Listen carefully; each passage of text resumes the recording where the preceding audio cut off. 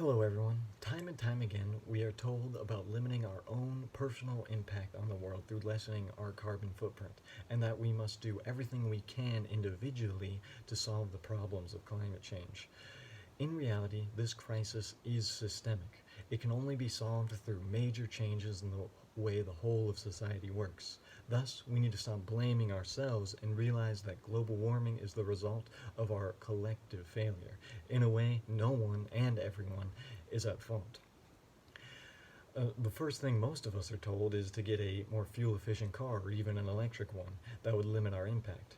But according to the Environmental Protection Agency, over 6 billion metric tons of carbon dioxide is produced in the United States alone annually, and an average gas car produces only 4 tons.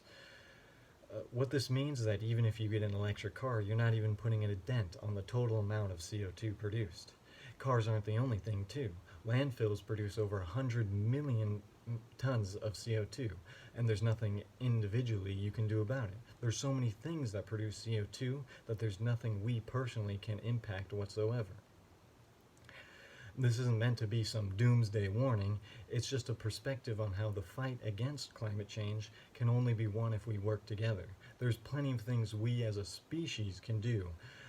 According to the United Nations Environmental Program, we can cut 12.5 gigatons of greenhouse gases in the energy department right now. No new fancy technologies needed.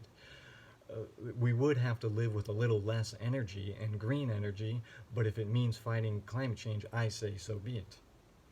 The hard truth is that preventing the crisis means that we have to live a little harder lives, but it's necessary to secure our futures.